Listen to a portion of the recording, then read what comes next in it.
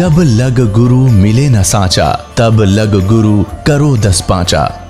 क्या गुरु बदल सकते हैं? क्या गुरु बदलने से पाप लगता है? अध्यात्म के इस मैदान में आखिर सही गुरु कौन है? गीता जी में वर्णित तत्वदर्शी संत कौन है? इन सभी प्रश्नों के उत्तर जानने के लिए अवश्य सुनिए जगत गुरु तत्वदर्शी संत रामपाल जी महाराज के मंगल प्रवचन। सतगुरुदेव की जय। बंदी छोड़ कबीर परमेश्वर जी की जय। बंदी छोड़ गरीबदास जी महाराज जी की जय। स्वामी राम देवानंद जी गुरु महाराज जी की जय। सत साहिब गरीब नमो नमो सतपुरुष को नमस्कार गुरु की नहीं। सुर नर मुनि जन साधुआ संतों सर्वस दी नहीं। सतगुरु साहेब संत सब डंडो तुम प्रणाम। आगे पीछे मध्य हुए तिनको जा कुर्बान। नराकार निर्विषम काल जाल वैवंजनम। निर्लेपम निज निर्गुणम अकल अनुपवेशुंधनम। सोहम सुरति समाप्तम सकल समाना नीरतलय। उज्ज्वल हीरंबर हरदमम बेपरवा अथा है। वार पार नहीं मध्यतम। गरीब जो सुमर सिद्ध होई। गणनायक गलताना करो अनुग्रह सोई। पारस पद परवाना। आदि गणेश मनाऊं। गणनायक देवन देवा। चरण कमल लो लाऊं। आदंत करूं सेवा। परम शक्ति संगीतम। रिद्धि सिद्धि दाता सोई। अवगत गुण अतीतम। सतपुरुष निर्मोही। जगदम्बा जगदीशम। मंगल रूप मुरारी। तन मन अर्पों शीसम। भक्ति मुक्ति भंडारी। सुर नर मुनि जन ध्यावे। ब्रह्मा विष्णु महेशा। शेष शेष मुख गावे। पूज्य आदि गणेशा। इंद्र कुबेर सरीखा। वरुण धर्म राय ध्यावे। समर्थ जीवन जी का। मन इच्छा फल पावे। 33 कोटि आधारा। जावे शेष 88। उतरे भव जल पारा। कट है यम की फांसी। 33 कोटि आधारा। जावे शेष 88। उतरे भव जल पारा। कट है यम की फांसी। कर जोरूं विनती करूं। धरूं चरण पर शीस। गुरु जी राम देवानंद जी महाराज ने दियो नाम बख्शीस। कोटि कोटि सिजदा करूं। कोटि कोटि प्रणाम। चरण कमल में राखियो।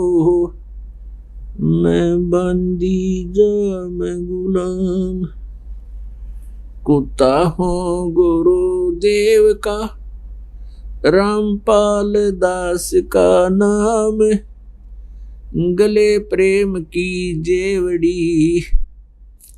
जाखें चोहा जाऊं। तो करो तो बावड़ू। दूर दूर करो तो जाऊं। जो राखो त्यों ही रहूं। जो देव सो खाऊं। जय इब के सतगुरु मिले। सब दुख आँखों रोए। चरणों ऊपर शीस धरूं। कहूँ जो कहनी हो। कबीर गुरु जी मिलेंगे।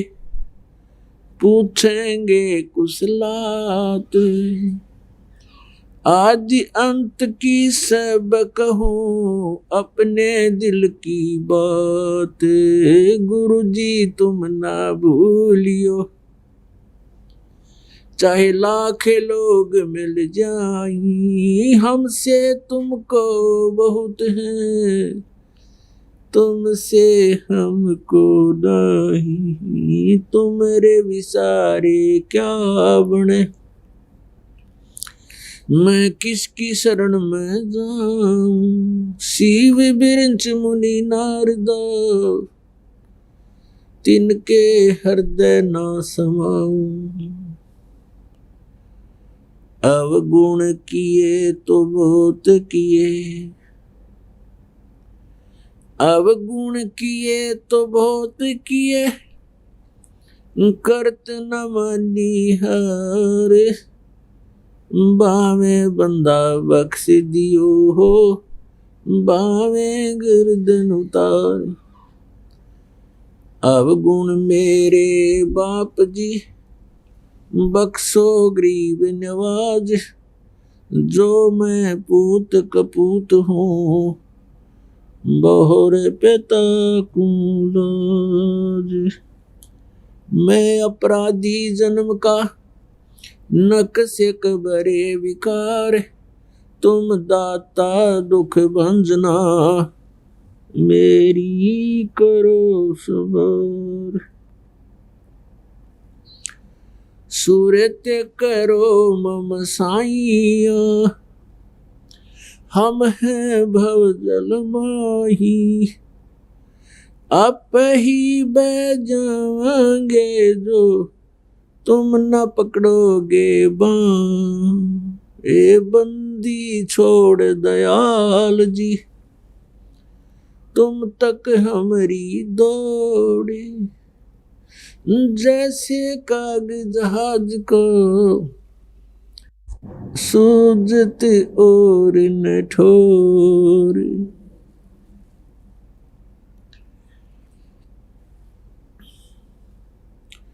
परम पिता परमात्मा परमेश्वर पूर्ण ब्रह्म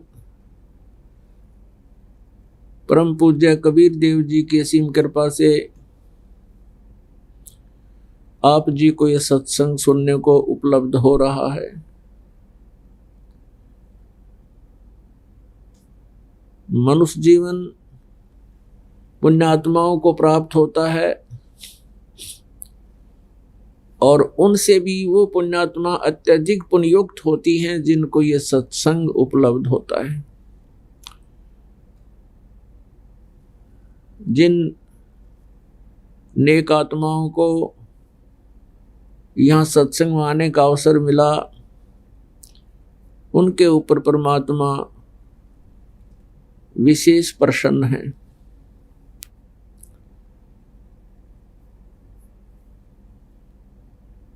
सत्संग से हमें ज्ञान होता है कि हम कौन हैं, कहाँ से आए हैं, हमारा यहाँ जन्म लेने का क्या उद्देश्य था। जब तक हम सत्संग में नहीं आते हैं, संतों के विचार नहीं सुनते हैं, तब तक हम अपने उस दैनिक कार्य को जो हम करते और देखते आए, उसी को अपने जीवन का अंतिम लक्ष्य मानकर हम जी रहे होते हैं। जिस समय हमें ये सत्संग प्राप्त होता है, तब हमें ज्ञान होता है कि हम इस संसार में किस कारण से आए। आजीवन हम अपने परिवार पोषण के लिए और यहाँ के मकान कोठी आदि बनाने में अपना सारा जीवन लगाते हैं और अंत में ये हमारे नहीं होते, हम छोड़कर चले जाते हैं। ये सोच करके हमारे बच्चे इसमें रहेंगे, हमारे जो आने वाले वंशज जो हमारे वो यहाँ रहेंगे, लेकिन वो भी धीरे धीरे इसको छोड़कर चले जाते हैं।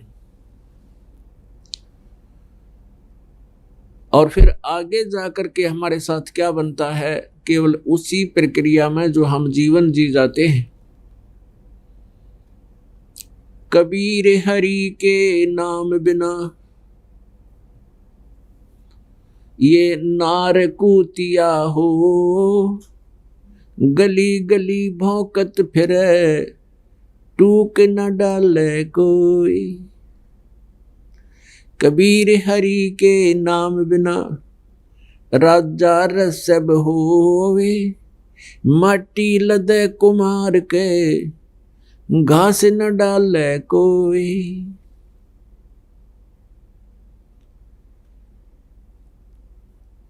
बीबी पड़दे रह थी, डोडी लगे थी बार, अब गात उघाड़े फिरती है वो बनकुतिया बाजार। नक बेसर नक पर बनी, पैरें थी हार हमेल, अब सुंदरी से कुतिया बनी, सुन कर्मों के खेल। वो पर्दे की सुंदरी, सुनो संदेशा मोर, अब गात उघाड़े फिरती है वो करे सरायों सोर। अपन आत्माओं, परमात्मा कहते हैं, मानुष जन्म पाए कर नहीं रटे हरि नाम, जैसे कुआ जल बिना बनवाया क्या काम। सत्संग आने से हमें ज्ञान होता है कि ये मानुष जन्म हमें किस लिए प्राप्त हुआ था, और परमात्मा की भक्ति के बिना ये मनुष्य जीवन ऐसा है जैसे जल रहित कुआं होता है। जिस कुएं में जल नहीं उसका नाम कूप अवश्य है, लेकिन उसमें गुण कूप के नहीं है। इसी प्रकार मनुष्य जीवन प्राप्त करके जो प्राणी सत साधना नहीं करते हैं वो भी मनुष्य कहलाते हैं, लेकिन उसमें मनुष्य वाले गुण नहीं है। परमात्मा की साधना ना करने से परमात्मा क्या याद दिलाते हैं? स्वयं कबीर परमेश्वर, वो पूर्ण ब्रह्म, परम अक्षर ब्रह्म, सतलोक से चलकर यहाँ आए। हम इसी अपने दैनिक क्रिया में कर्म करते करते मृत्यु को प्राप्त होकर अन्य योनियों को प्राप्त होते रहे। उन भोली आत्माओं के कष्टों को देखकर परमात्मा स्वयं आए। उन्होंने हमें बताया कि मनुष्य जीवन केवल इसी प्रक्रिया के लिए नहीं मिला।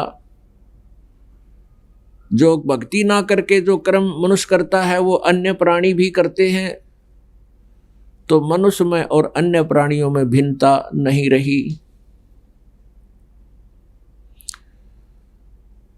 इसलिए परमेश्वर हमें याद दिलाते हैं कि परमात्मा की साधना ना करने से, भक्ति ना करने से राजा भी गधे की योनि को प्राप्त करता है। पुण्यात्माओं, एक के उदाहरण से आपको समझ में आ जाना चाहिए। परमात्मा स्वयं आकर के हमें ज्ञान देते हैं, कबीर हरि के नाम बिना ये राजा रसब हो, और मिट्टी लदे कुम्हार के, घास ना नीरे कोई।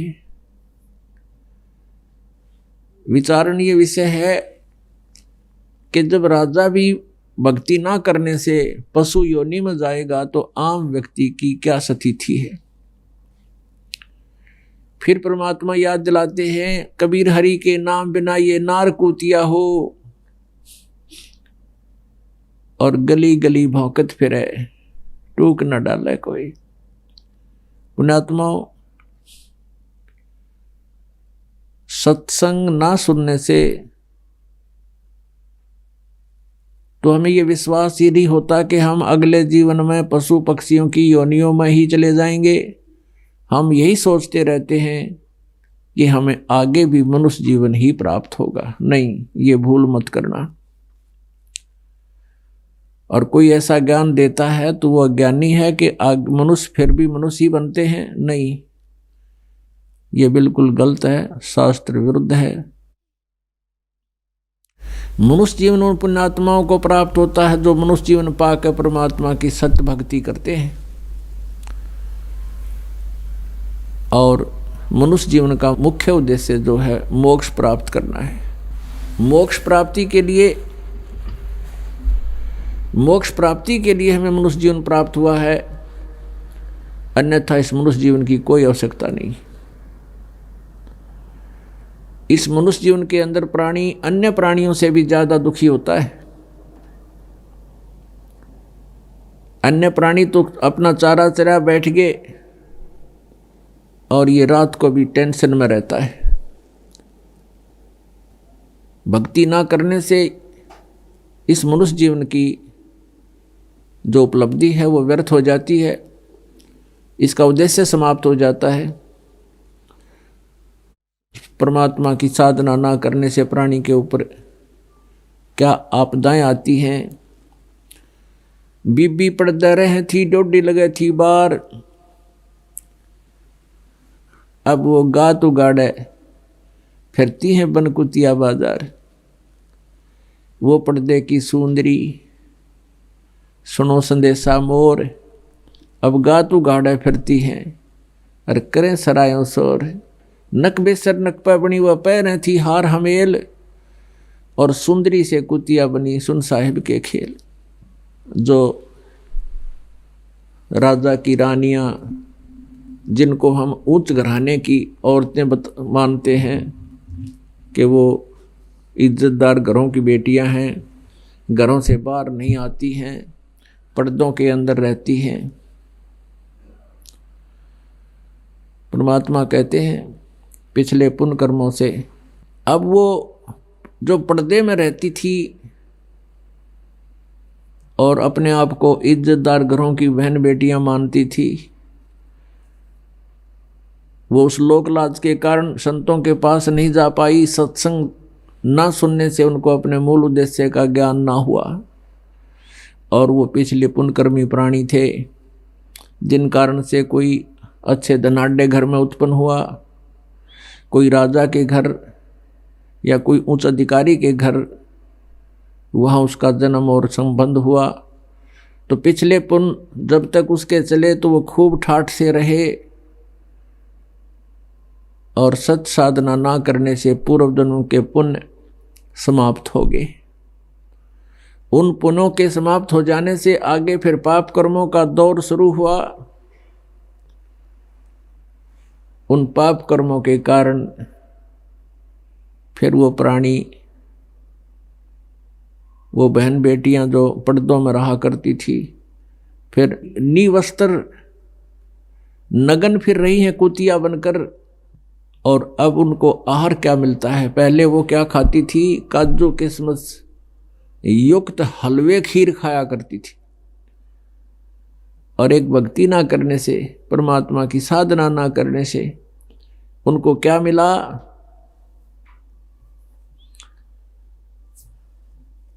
अब वो कुतिया बन गई है, और कुतिया बनकर क्या खा रही है? जैसे पहले धर्मशालाओं में अतिथि रुका करते थे, सरायों में, और वो वहां पर खाना खाते थे। पहले राजघरां में रहती थी जो लड़कियां, अब कुतिया बन करके वहां बैठी है, सामने खाना खाने वाले के सामने बैठी है और एक टक देख रही है, शायद कोई टूक मेरी तरफ आ जा, रोटी का कोई ग्रास मुझे डाल दे। अब व्यक्ति खाना खाने के बाद सोचता है, कुत्ता सामने बैठा है, एक टूक डाल दूं, वो ऐसे फेंक दिया जाता है। अब वो पहले काजू किशमिश युक्त हलवे खीर खाने वाली अब क्या खा रही है? वो जूठे टुकड़े और साथ में रेत मिला हुआ। अब परमात्मा याद दिलाते हैं, वो पर्दे की सुंदरी और सुनो संदेशा मोर, अब गातु गाड़े फिरती है, वह करे सरायों शोर। अपने आत्माओं, जरा सा भी विचार करके देखोगे तो कितना दुख है, कितना कष्ट है उन पुण्यात्माओं को जो पहले अच्छे घरानों में, अच्छे धनाढ़ घरों में जन्म लेकर के अपना मनुष्य जीवन बर्बाद कर गए। अब वो इज्जत कहाँ गई उनकी? अब वो इज्जत गलिया में फिर है उगाड़ी, निवस्त्र। तो पुण्यात्माओं, इन बातों से डर के आप भी भजन करें, अपने परिवार के सदस्यों को, बेटियों को, बहनों को और संबंधी जो पत्नी है उनको भी परमात्मा से जोड़े। बहुत बड़ा पुण्य होगा, क्योंकि यहाँ काल ने हमें एक दूसरे के पराधीन कर रखा है। पत्नी को पति के अधीन कर दिया, फिर लोक लाज बना दी, तो जिस कारण से हम भगवान से दूर हो जाते हैं और आने वाले जीवन में बहुत कष्ट पे कष्ट उठाते हैं। अब जब तक प्राणी सुखी है तो समझो कि पुण्य चल रहे हैं। ये पुण्य कब किए थे उसने? कभी किसी जन्म में वो मनुष्य जीवन प्राप्त था, उस समय जैसे भी उसने पुण्य और पाप किए वो दोनों अलग अलग डिपॉजिट हो जाते हैं, जमा हो जाते हैं। उनको संचित कर्म कहते हैं। उन संचित कर्मों में से कुछ जैसे भी एवरेज में जिसके ज्यादा पुण्य है उनको पुण्य ज्यादा ले लिए, और पापों में से पाप, दोनों का मिश्रण करके इस प्राणी का एक जीवन निर्धारित कर दिया जाता है, मनुष्य का। अब जिनके पुण्य अधिक हैं तो वो बचपन से ही अच्छे घर में जन्म लेते हैं, फिर उनका कोई व्यवसाय अच्छा हो जाता है या कोई उच्च पोस्ट प्राप्त कर लेते हैं, और फिर वो भक्ति से दूर हो जाते हैं, भगवान से कोसों दूर रहते हैं, और ये सोच रहे होते हैं कि हम बिल्कुल सुखी हैं, हमें क्या जरूरत है भगवान की। और जब उनके ऊपर आपदाएं शुरू होती हैं, क्योंकि पुण्य जब समाप्त हो जाते हैं तो पापों का सिलसिला शुरू होता है, दोनों ही भोगने पड़ते हैं। फिर वो सोचता है कब क्या बनी मेरे साथ। उसके लिए परमात्मा कहते हैं कि दुख में सुमरण सब करें, सुख में करे ना कोई। जय सुख में सुमरण करें तो दुख काहे को होवे। कबीर सुख में सुमरण किया नहीं, दुख में करते याद। कहे कबीरता दास की कौन सुने फरियाद। अब सुख में तो बकवाद करी, राम नाम के नेड़े आए नहीं, संतों के पास गए नहीं, सत्संग का समय मिला नहीं उनको, और फिर बीमार होकर मेडिकल में पड़े हैं। डॉक्टर चाहे 2 महीने 3 महीने 6 महीने टांग टूट जा 6 महीने खाट पर पड़ा रहता है। कार्य भी गया, पैसा भी खर्च होना शुरू हो गया, और शारीरिक कष्ट भी प्रारंभ हो गया। अब समय भी हो गया और चिल्ला रहा पड़ा। तो परमात्मा कहते हैं सुख में सुमरण किया नहीं और दुख में करते याद। कह कबीरता दास की कौन सुने फरियाद। तो पुण्यात्माओं, जो सुख में ही भगवान की भक्ति करते हैं तो आगे आने वाले समय में उनके प्रारब्ध में यदि कोई कष्ट है, पाप का दंड भी आना है, वो भी हल्का होके टल जाता है। कबीर सतगुरु शरण में आने से आई टले बला। जय मस्तिष्क में सूली हुआ काटे में टल जा। यदि सही साधना परम संत लेकर परम अक्षर ब्रह्म कबीर देव की साधना हम करते हैं सत मंत्रों से, तो फिर उस परमात्मा की कृपा से और उसके कृपा पात्र संत की शरण में आने से आई टले बला को भयंकर आपत्ति हो वो भी टल जाती है। जय भाग्य में सूली हो यानी किसी की मृत्यु दंड हो तो काटे में टल जा, वह काटे में टल जाती है। पुणात्मा, प्रत्येक प्राणी का जिसको ये ज्ञान समझ में आ गया उसका परम कर्तव्य बनता है कि वो अपने संबंधित जितने भी भाई बहन, रिश्तेदार, रिलेटिव, फ्रेंड, मित्र, सखी, सहेली, उनको भगवान के विषय में जानकारी अवश्य दे, क्योंकि सभी ऐसे ही ज्ञानहीनता के कारण, तत्व ज्ञान की प्राप्ति के बिना वो अपना अनमोल मनुष्य जीवन बर्बाद करे। उनके पास बैठे, धीरे धीरे उनसे चर्चा करे, परमात्मा के विषय में जानकारी देवे, और हो सकता है कभी उसके भी भाग्य उदय हो जा, कल्याण करवा ले। अपनात्मा परमात्मा बड़े दयालु हैं, बड़े उनकी रजा है प्रत्येक प्राणी पर, क्योंकि हम सभी प्राणी विश्व के एक ही भगवान की संतान हैं, और वो है परम अक्षर ब्रह्म। वो परम अक्षर ब्रह्म हमारा सबका मालिक है, सबका पिता है,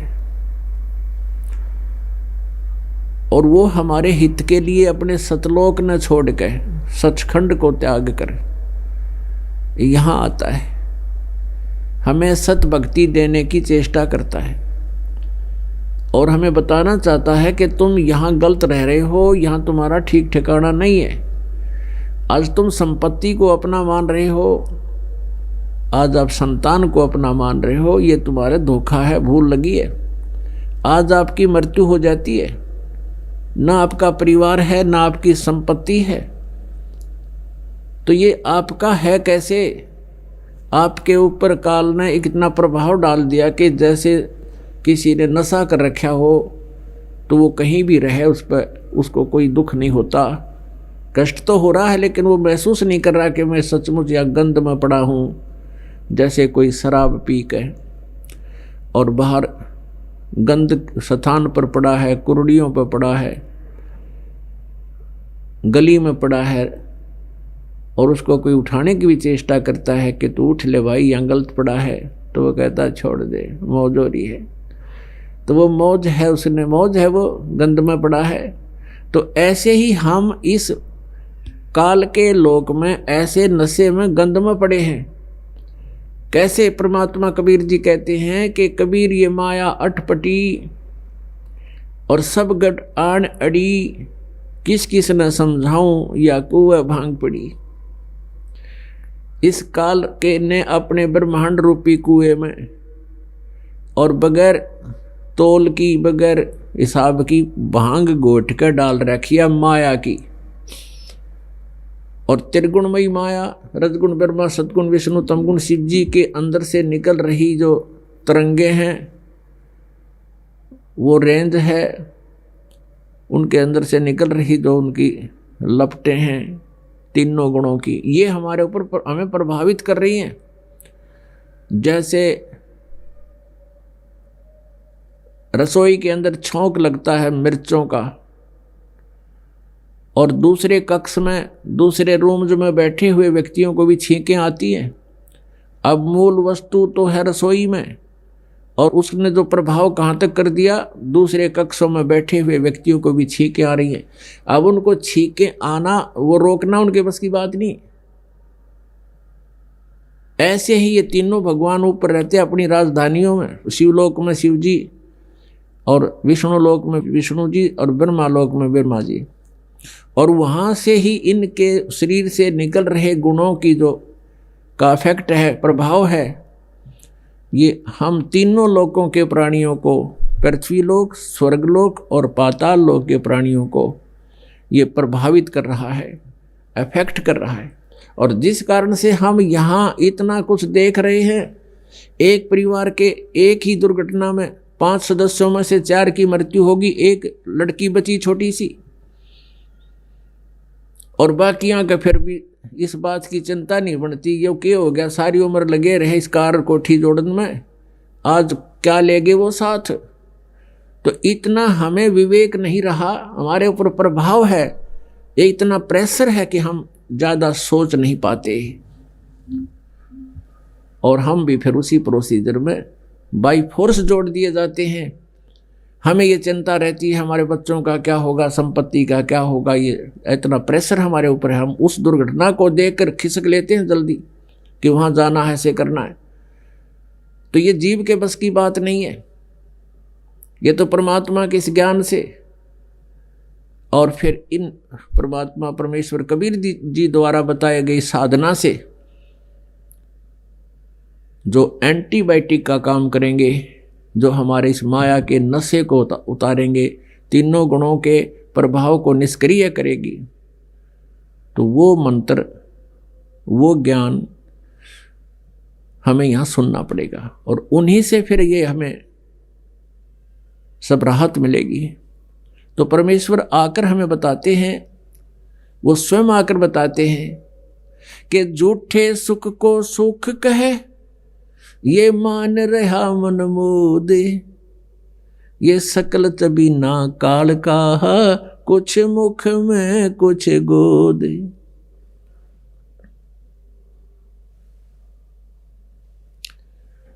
परमात्मा हमें याद दिलाते हैं कि ये सब, इस झूठे सुख को तुम सुख मान बैठे हो,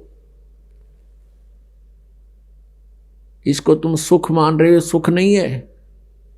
ये तो तुम्हारी जंजीर है जो दिन से तुम्हें बांध रखा है। इन जंजीरों को तुम नहीं तोड़ सकते। कर्मों के बंधन से, कर्मों के बंधन रूपी जंजीर हमारे यहाँ बांध रखी है, बेड़ियां डाल रखी है। तो इन बेड़ियों को कबीर परमेश्वर ही काट सकता है। कर्मों के बंधन को, कर्मों के दंड को वो पूर्ण परमात्मा कबीर जी ही हमें इनसे मुक्त करा सकता है। वो बंदी छोड़ के लाते हैं। हम काल की कैद में बंदी बने हुए हैं और बंदी को केवल इस काल के रूप में, लोक में फंसे हुओं को केवल कबीर परमेश्वर वो बंदी छोड़ है। वो हमें यहाँ से छुड़वा के कर्मों के हिसाब किताब को पैरेलल करके समांतर कर देगा, माइनस कर देगा और फिर सतलोक ले जाएगा। क्योंकि हमारे संचित कर्म बहुत घने हैं। यहाँ पुण्य और पाप दोनों ही अलग अलग जमा होते हैं प्राणी के। और पुण्य के प्रभाव से स्वर्ग मिलता है, स्वर्ग में देवपद प्राप्त हो जाता है। जब आपके पुण्य अक्षीण हो जाते हैं उसके बाद फिर आपको 84 लाख योनियों में पाप भोगने के लिए भेजा जाता है, नरक में भी जाना पड़ता है। और जब एक पूरा राउंड 84 लाख योनियों का लग जाता है तब कुछ पुण्य शेष रख लिए जाते हैं। वो नेक्स्ट जीवन में आपको एक मनुष्य जीवन टर्न वाइज फिर मिल जाता है। और उस मनुष्य जीवन में यदि कोई संत नहीं मिला, सत भक्ति नहीं की, तो बैटरी चार्ज हो को नहीं, और बैटरी चार्ज नहीं होगी यानी पुण्य संग्रहित नहीं होंगे तो फिर 84 लाख योनियों में तुरंत चला जाएगा। तो पुण्यात्माओं, सत्संग में आने से एक तो आने वाले कर्मों के दंड कटेंगे, क्योंकि पुण्य से सुख होता है, पाप से दुख होता है, पाप से संकट होते हैं। और जिस पाप से संकट होने हैं भविष्य में और वो पाप ही नष्ट कर दिया जाए तो फिर संकट नहीं होते। तो केवल एक ही परमात्मा है, परम अक्षर ब्रह्म, वो पूर्ण ब्रह्म सत्य पुरुष, जो हमारे पापों के दंड कर्म को, पाप कर्म के दंड को यानी भोग को वो नाश कर सकता है। और वो भी उसने विधान बना दिया कि जो ये सत भक्ति परम संत से लेकर नियमित रहेगा, मर्यादा में रहता हुआ कर साधना करता रहेगा, तो उस प्राणी के वो संकट दूर होंगे।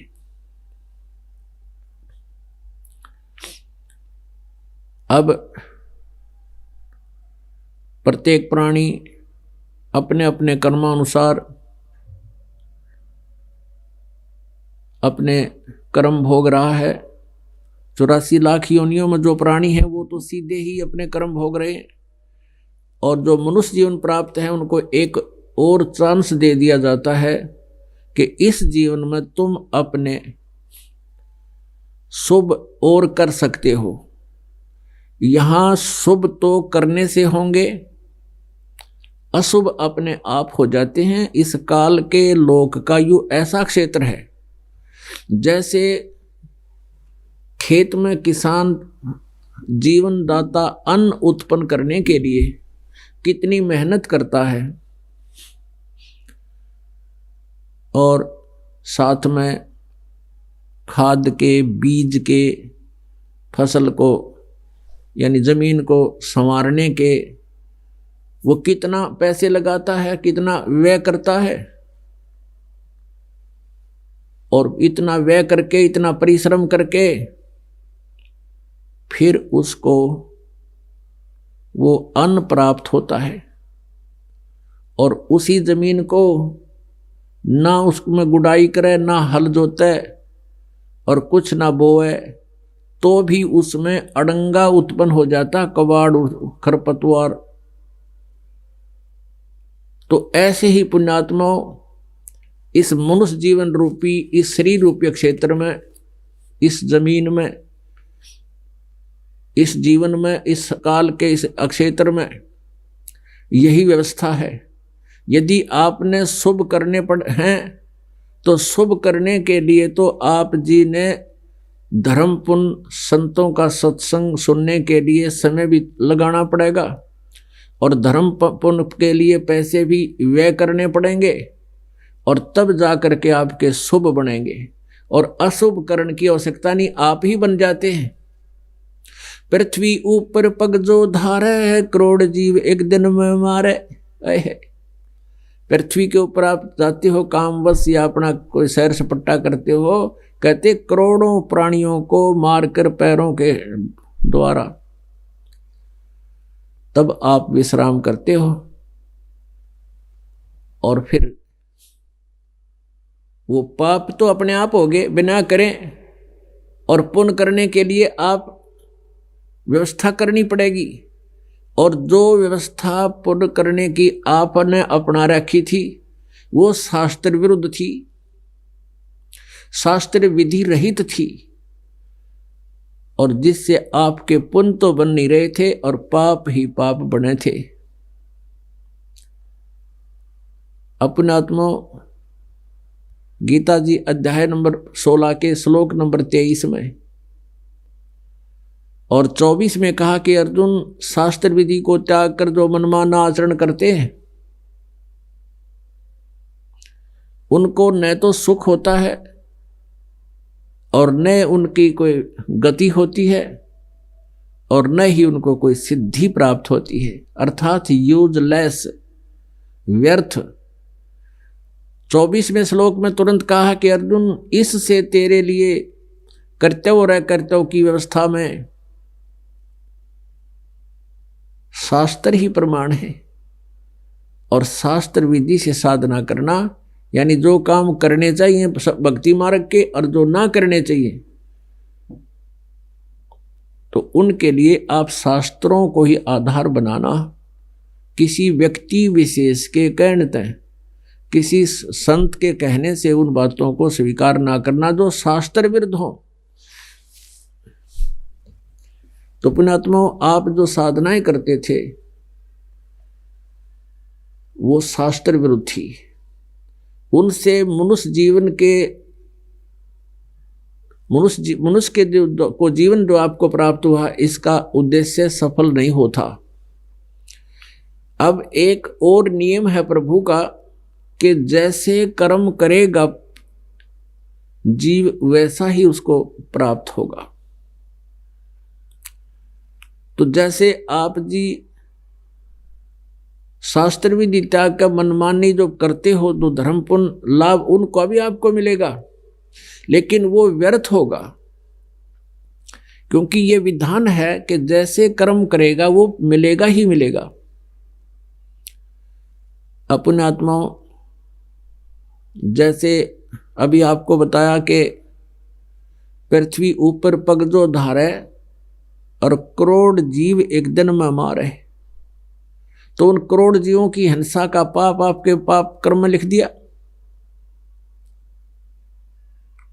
और पुण्य आपको विधि का पता नहीं था, को वैसे स्वाभाविक पुण्य बना दिया, कितना भंडारा कर दिया, कोई कुत्तों को रोटी डाल दी, पक्षियों को दाने डाल दिए, कितना कोई प्याऊ बनवा दी। तो ये जो पुण्य आपका है तो शास्त्र विरुद्ध, इसको भी लिखा जाएगा उसमें आपके पुण्य अकाउंट में।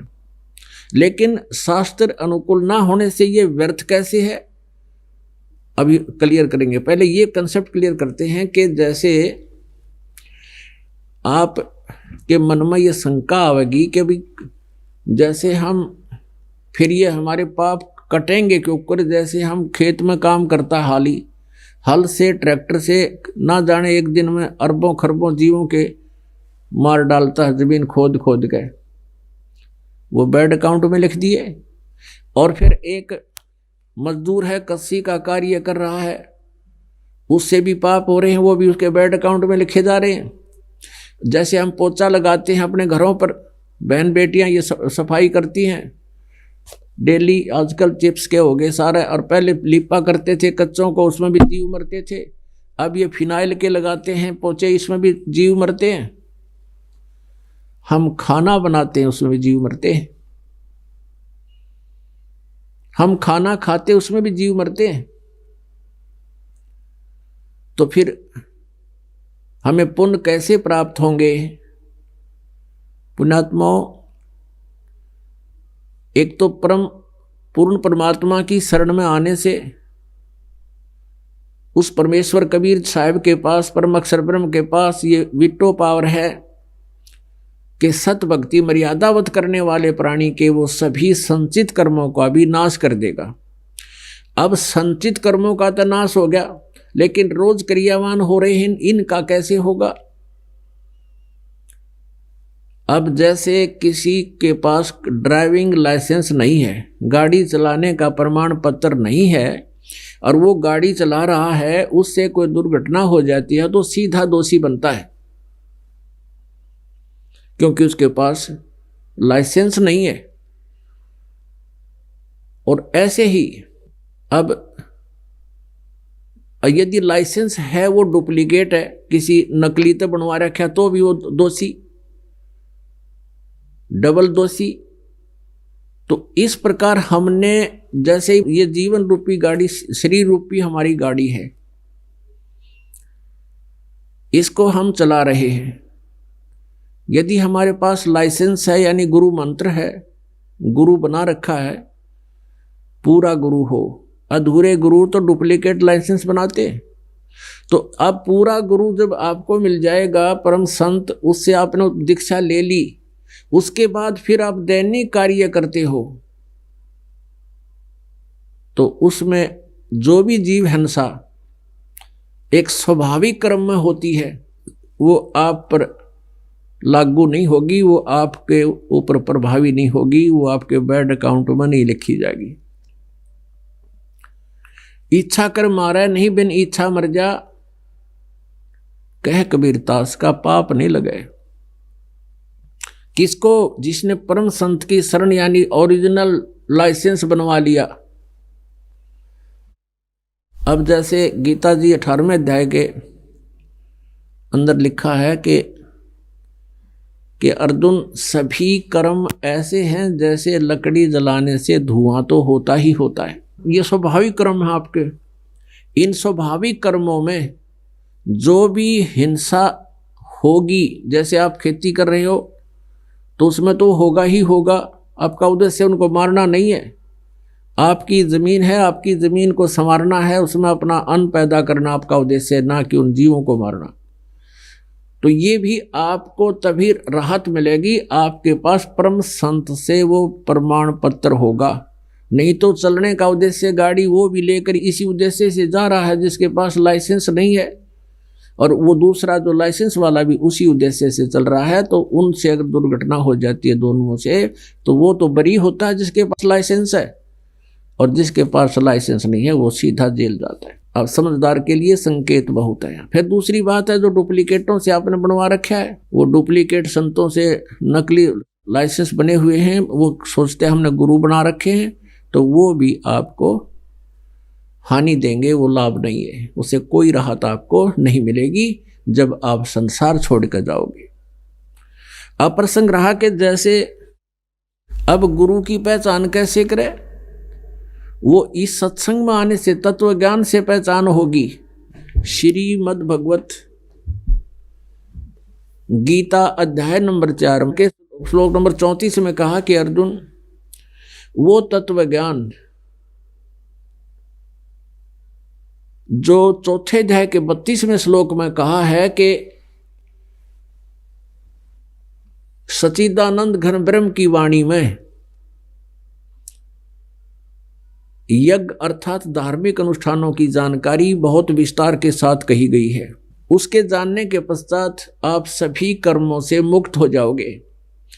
ये है तत्व ज्ञान। सच्चिदानंद घन ब्रह्म की वाणी अनुवादकर्ताओं ने यहाँ गलत कर रखा। गीता जी के अनुवादकर्ताओं ने ब्रह्मणे मुखे शब्द है मूल पाठ में, मूल संस्कृत में, और ब्रह्मणे मुखे का अर्थ इन्होंने कर दिया वेद की वाणी, जबकि 17वें अध्याय के 23वें श्लोक में यही अनुवादकर्ता ब्रह्मणे का अर्थ करते हैं सच्चिदानंद घन ब्रह्म, यानी परम अक्षर ब्रह्म। तो यहां भी ये गलत कर रहे हैं। यहां लिखना था जो सच्चिदानंद घन ब्रह्म ने, यानी परम अक्षर ब्रह्म ने अपने मुख कमल से जो वाणी बोली हैं वो कबीर वाणी है, और उस कबीर वाणी में जो ज्ञान दिया है बहुत विस्तार के साथ दिया है, और कौन सा करना चाहिए कौन सा ना करना चाहिए ये सारा विवेचन दिया है। वो तत्व ज्ञान है। चौथे अध्याय के 32वें श्लोक में श्रीमद् भगवत गीता में कहा है। अनुवादकर्ताओं ने ठीक अनुवाद ना कर सके क्योंकि इनको तत्व ज्ञान नहीं था, आध्यात्मिक ज्ञान नहीं था इन लोगों को। संस्कृत अवश्य जानते थे, थोड़ी बहुत कथाएं भी जानते थे, लेकिन नीम हकीम खतराए जान होता ही है, ऐसा ही इन्होंने हमारे साथ कर दिया। चौथे अध्याय के 32वें श्लोक में जो सच्चिदानंद घन ब्रह्म की वाणी में जो ज्ञान बोला गया है वो तत्व ज्ञान है। और उस तत्व ज्ञान को तू तत्वदर्शी संतों के पास जाकर समझ। उनको दंडवत प्रणाम करने से, कपट छोड़कर उनकी सेवा करने से, विनम्र भाव से प्रसन्न करने से वो तत्वदर्शी संत तुझे उस परमात्म तत्व का ज्ञान कराएंगे। अब तत्वदर्शी संत की पहचान भी गीता जी में बता रखी है। श्रीमद् भगवत गीता अध्याय नंबर 15 के श्लोक नंबर 1 से लेकर 4 में प्रथम मंत्र में कहा कि ऊर्ध्व मूलम अधः शाखम, ऊपर को जड़ और नीचे को तीनों गुण रूपी शाखा वाला ये उल्टा लटका हुआ संसार रूपी वृक्ष समझो, पीपल का वृक्ष समझो। और जो व्यक्ति, जो पुरुष इसके सभी विभागों को, सभी छंद को, विभाग को, टुकड़ों को विस्तार से बतावे, स वेदवित, वो वेद के तात्पर्य को जानने वाला है, अर्थात वो तत्वदर्शी संत है। तो आज से 600 वर्ष पहले लगभग परम अक्षर ब्रह्म, वो कबीर देव, धानक कबीर, जुलाहा कबीर, बनारस में, काशी शहर में यही लीला करने आए थे। वो तत्वदर्शी संत की भूमिका भी स्वयं ही कर गए थे। उस समय परमेश्वर ने अपनी सच्चिदानंद घन ब्रह्म की वाणी में, कबीर वाणी में कहा है, कबीर अक्षर पुरुष एक पेड़ है, निरंजन वा की डार, और तीनों देवा शाखा हैं, ये पात रूप संसार। अक्षर पुरुष एक पेड़ है और ये सर पुरुष वा की डार, और तीनों देवा रजगुण ब्रह्मा सतगुण विष्णु तम गुण शिव जी ये शाखा हैं, और पात रूप संसार। अपने आत्माओं अभी मूल शेष है। वो जड़ कौन है? वो परम अक्षर ब्रह्म है। गीता जी अध्याय नंबर 8 के मंत्र नंबर 1 में गीता ज्ञान दाता से अर्जुन ने पूछा कि हे प्रभु, आपने जो 7वें अध्याय के 29वें श्लोक में कहा है कि उस तत्ब्रह्म से परिचित और पूरे अध्यात्म ज्ञान से परिचित और सभी कर्मों से परिचित प्राणी केवल जरा और मरण से छुटकारे के लिए ही प्रयत्न करते हैं, उसी लिए साधना करते हैं, और इस संसार की किसी वस्तु की उनको इच्छा नहीं रहती। तो यहाँ पूछा है, तो फिर किम तत्परम और किम अध्यात्म और किम कर्म पुरुषोत्तम। तो तत्परम क्या है, अध्यात्म ज्ञान क्या है, और कर्मों का क्या विश्लेषण है, ये मुझे बताइए। तो गीता ज्ञानदाता ने 8वें अध्याय के 3 श्लोक में कहा है कि वो परम अक्षर ब्रह्म है। तो पुण्यात्माओं, श्रीमद् भगवद गीता अध्याय नंबर 15 के श्लोक नंबर 16 और 17 में 3 पुरुषों की, 3 प्रभुओं की जानकारी है। पुरुष माने प्रभु। अब जो जितना भी अधिपति है उतना ही स्वामी है वो। जैसे एक डिस्ट्रिक्ट का स्वामी डिप्टी कमिश्नर, और एक विभाग का स्वामी जो है एक मंत्री साहब, और एक स्टेट का प्रभु, एक स्टेट का स्वामी मुख्यमंत्री साहब, और एक राष्ट्र का स्वामी प्रधानमंत्री, वो उतना ही प्रभु है। तो ऐसे ही सर्वपुरुष, गीता जी अध्याय नंबर 15 के श्लोक नंबर 16 में 2 पुरुषों की जानकारी है, सर्वपुरुष और अक्षर पुरुष। सर्वपुरुष तो ये ज्योति निरंजन काल है, जिसके 21 ब्रह्मांड का स्वामी है, प्रभु है, पुरुष है। और ये अक्षर पुरुष 7 शंख ब्रह्मांड का स्वामी है, ये उनका प्रभु है, पुरुष है। और अक्षर पुरुष ये 7 शंख ब्रह्मांड का स्वामी है, पुरुष है। वो इतना स्वामी है, इतना पुरुष है। और तीसरा जो परम अक्षर ब्रह्म है, परम अक्षर पुरुष है, वो असंख्य ब्रह्मांड का मालिक है, कुल का मालिक है। सर्वपुरुष और अक्षर पुरुष के ऊपर भी उसका आधिपत्य है, उसका वो स्वामी है, मालिक है, कुल का मालिक है। तो यहाँ गीता जी अध्याय नंबर 15 के श्लोक नंबर 16 और 17 में 3 पुरुष बताए। 16वें श्लोक में सर्वपुरुष और अक्षर पुरुष की जानकारी दी है कि इन सर्वपुरुष और अक्षर पुरुष और इनके अंतर्गत जितने प्राणी हैं वो सभी नाशवान हैं, और जीवात्मा तो किसी की मरती ही नहीं। ये तो चैप्टर अलग है, वो तो कुत्ते की बिना मरती, गधे की बिना मरती। फिर 17वें श्लोक में 15वें अध्याय के में तुरंत कहा है कि उत्तम पुरुष है तो अन्य है। उत्तम पुरुष यानी वो श्रेष्ठ प्रभु तो कोई और ही है। इन दोनों से न्यारा है, सर्वपुरुष और अक्षर पुरुष से। और वही तीनों लोकों में प्रवेश करके सबका धारण पोषण करता है, और उसी को परमात्मा कहते हैं, वो भगवान कहलाता है। वही भगवान कहलाता है, वही परमात्मा कहलाता है। तो गीता जी अध्याय नंबर 15 के श्लोक नंबर 1 में ऊपर को जड़ वाला ऊर्ध्व मूलम आदि पुरुष परमेश्वर तो जड़ है, यानी परम अक्षर ब्रह्म कहो, चाहे आदि पुरुष परमेश्वर कहो, दिव्य पुरुष कहो, गीता ज्ञान दाता से अन्य है, वो तो उसकी संसार रूपी वृक्ष की जड़ है, मूल है। और वही तीनों लोकों में प्रवेश करके सबका धारण पोषण करता है, क्योंकि पूरे वृक्ष को जड़ से ही आहार प्राप्त होता है। पूरे वृक्ष का धारण पोषण करने वाला मूल है, वो जड़ है। इसी प्रकार वो परम अक्षर ब्रह्म संसार रूपी वृक्ष की जड़ है, और जो जमीन से, पृथ्वी से बाहर दिखाई देता है उसको पेड़ बोलते हैं। तो यहाँ क्या बताया है कि अक्षर पुरुष एक पेड़ है, वो तना समझो, और सरपुरुष वा की डार, और तीनों देवा शाखा हैं, ये पात रूप संसार। एक बार आपको चित्र दिखाते हैं, ये देखिएगा संसार रूपी वृक्ष का चित्र, 15वें अध्याय का प्रथम मंत्र का आशय, और 16 और 17 का 1 से 4 और 16 और 17 श्लोकों में उसकी जानकारी इस वृक्ष से समझ में आओगी। देखिएगा, ये देखो एक पूरा संसार रूपी वृक्ष समझो इसको। ऊपर तो जड़ है, और ये समझो जमीन से बाहर जो दिखाई देता है इसको पेड़ बोलते हैं। ये जड़ तो परमाक्षर ब्रह्म है, ये परमाक्षर ब्रह्म समझो मूल है, जड़ है। इसको पूर्ण ब्रह्म परमेश्वर भी कहते हैं। और फिर ये समझो इतना, ये बाहर देखिएगा, अक्षर पुरुष एक पेड़ है, ये अक्षर पुरुष तना है, ये तना तो अक्षर पुरुष समझो, और ये सरपुरुष, इसकी डार, और तीनों देवा शाखा है, रुद्र ब्रह्मा जी, सतगुण विष्णु जी, तमोर शिव जी, ये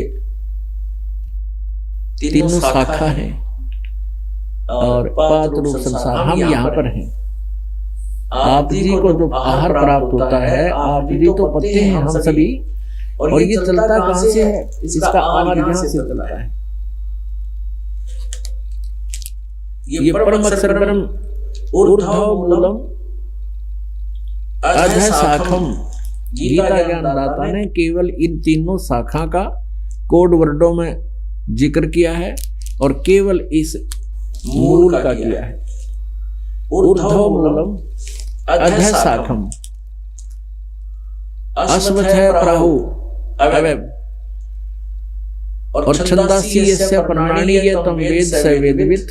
उसने सिर्फ ये बताया कि इसके टुकड़े हैं, और इसमें जो पत्ते हैं, पत्ते आदि, और ये उसके टुकड़े हैं, विभाग हैं, इन सब को विभागों को जो जानता है स वेदवित्, वह वेद के तात्पर्य को जानने वाला है, वो तत्वदर्शी संत है। तो परमेश्वर ने स्वयं आकर बताया कि अक्षर पुरुष एक पेड़ है, ये सारा पेड़ कहलाता है। तो तना पेड़ होता है, तने से स्टार्ट होता है ऊपर। अक्षर पुरुष एक पेड़ है, निरंजन वा की डार यानी सरपुरुष वा की डार, ये मोटा हिस्सा, और तीनों देवा शाखा हैं, ये पात रूप संसार। अब इसको समझना बहुत आसान हो जाएगा चित्र देखने के बाद आपको। अब जैसे परमात्मा परमेश्वर कबीर देव जी ने 600 वर्ष पहले आकर कहा था कि अक्षर पुरुष एक पेड़ है, निरंजन वा की डार, तीनों देवा शाखा है, ये पात रूप संसार।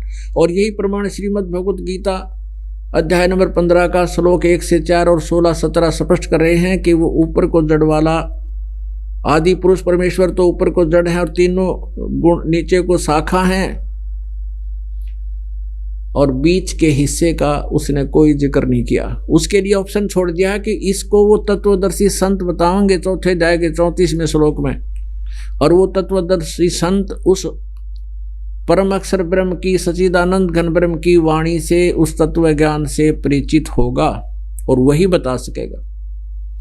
तो परमेश्वर ने स्वयं आकर के ये ज्ञान दिया था, उसके बाद इस दास पर मेहर की है, रजा बख्शी है, वो ज्ञान इस दास को दिया है। तो जो आज आपके समक्ष विद प्रूफ सार्वजनिक किया जा रहा है, तो यहां कहते हैं जो संत इसके सभी विभागों को बता देगा वो तत्वदर्शी संत होगा। तो हमने तत्वदर्शी संत की पहचान करना भी आसान, और फिर वो सतनाम देता है। वो सतनाम 2 अक्षर का होता है, उसमें एक ओम और एक तत्। गीता जी अध्याय नंबर 15 के श्लोक नंबर 23 में उस परम अक्षर ब्रह्म सच्चिदानंद घन ब्रह्म के पाने की विधि बताई है। उसमें 3 मंत्र जाप करने पड़ेंगे आपको। ओम तत् सत इति निर्देश ब्रह्मण त्रिविध समर्थ।